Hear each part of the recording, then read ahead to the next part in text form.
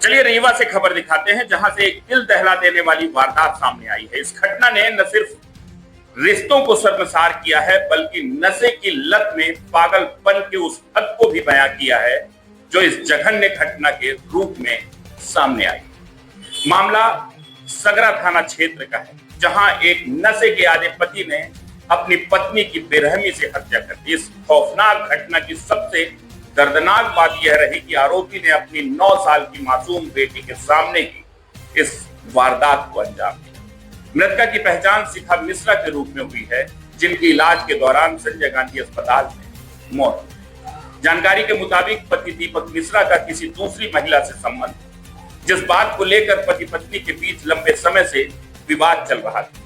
बताया जा रहा है कि घटना वाले दिन भी इसी बात को लेकर विवाद बढ़ा और गुस्से में आकर दीपक ने चाकू से पत्नी पर ताबड़तोड़ हमला कर दिया।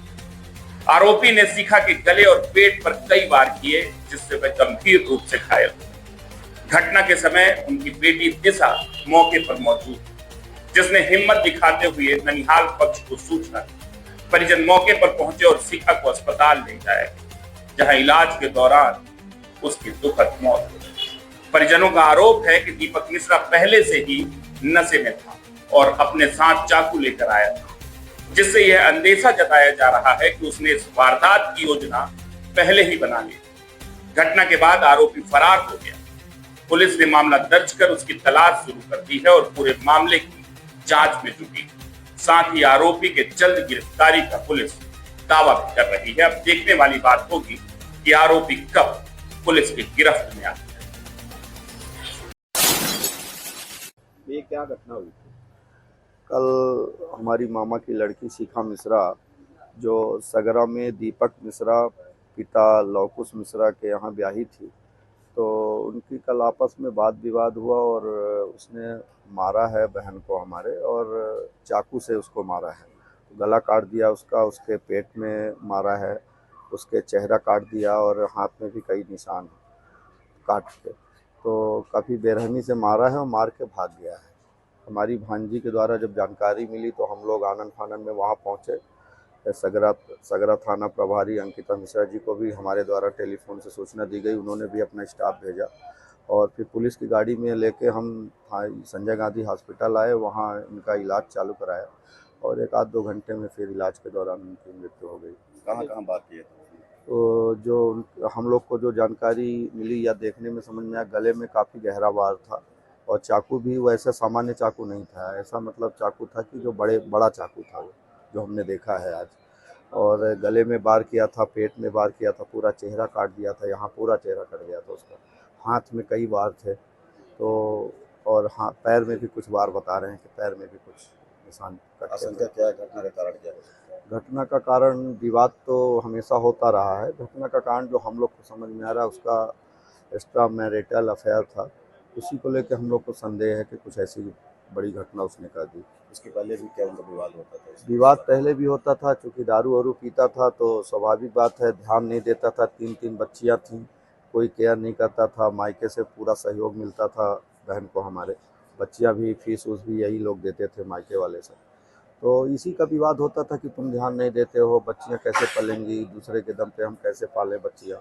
और शादी ये जो एक्स्ट्रा मैरिटल अफेयर था, उसको लेके भी विवाद था कि भाई क्या वो ऐसा करते हो, हम कहाँ जाएं, हमारी 3 बच्चियां हैं, कैसे सर्वाइव करेंगे। ये सब चीज़ों को विवाद के दारू पी के आता था, तो स्वाभाविक है कोई भी पत्नी ऐसे कैसे स्वीकार कर लेगी। तो ये तो विवाद के जो कारण थे, तो ऐसा लग रहा है कि पर मूल कारण जो हमको लग रहा है कि इतनी बड़ी घटना, चूँकि लगभग 15-16 साल हो गया शादी को, अभी साल 6 महीने की बात तो है नहीं है। तो ये जो मूल घटना हमको समझ में आ रही है कि एक्स्ट्रा मैरिटल अफेयर के कारण ही इतनी बड़ी घटना उसने की। मायके में थी कब और यहाँ कब? मायके में अभी 10-12 दिन पहले वो मायका गड़रिया गांव है, यहीं पे चिरौला मंदिर के बगल में 1-2 किलोमीटर आगे वहीं मायका है उसका। तो वहीं थी ये खुद गया था लेने और बोला, गिड़गिड़ाया कि अब से हम ऐसा कुछ नहीं करेंगे और भेज दीजिए। तो भेज दिए, बल्कि बड़ी वाली बेटी रुक भी गई थी, तो उसे भी अगले दिन गया है, फिर लेने गया है, तो लेके आया है। अब ये बहन भी हमारी तैयार हो गई आने को, तो हम लोग कहे चलो ठीक है। और ये कई बार इस तरह की घटनाएं हुई थी, इसलिए अपन को इस तरह का अंदेशा भी नहीं था। पर जो जानकारी मिल रही है, जैसे जिस चाकू से उसने मारा है, वो चाकू कई दिनों पहले से ये अपने बैग में ला के रखा था। तो ऐसा लग रहा है जैसे इसकी सोची समझी प्लानिंग हो। जेब में, जैसे हमारी भांजी बता रही थी कि जब भागा है तो बैग से पैसे निकाला है, एक दिन पहले पैसा लेके आया था 20-25 हज़ार रुपये, तो पैसा जेब में डाल के भागा है। एक चैन, सोने वोने का कुछ चैन वैन भी लेके आया था, वो भी भागा है लेके। तो ये लग रहा है कि जैसे उसने प्लानिंग करके ये सब चीज़ें की है। महिला की एक मौत हुई है, कैसे हुई है, क्या घटना हुआ है? ये कल रात 9:45 के करीब पुलिस को सूचना मिली है, तो हमारा स्टाफ मौके पे पहुंचा है। मृतिका के परिजन भी आ गए थे, वही 112 में लेके उनके हॉस्पिटल लेकर के आए हैं। 1-2 घंटे के उपचार के उपरांत उनकी मौत हो गई है। ये जो घटना का कारण है क्या? पति पत्नी का घरेलू विवाद प्रथम दृष्टया समझ में आ रहा है, और भी आरोप है मृतिका के परिजनों के। हम उन पर भी आगे की कार्रवाई कर रहे हैं जैसे तथ्य आएंगे। क्या कोई गिरफ्तार हुआ? लगातार टीम हमारी प्रयासरत है, कल से ही जल्दी उनको गिरफ्तार करेंगे। परिजनों का कहना है कि जो मृतक है उसके पति का कहीं और अफेयर है। हाँ, ये बात आ रही है, हम इसको भी देखते हैं और जो भी बात आएंगी सब स्टेटमेंट में आएंगे, सब जांच होगी।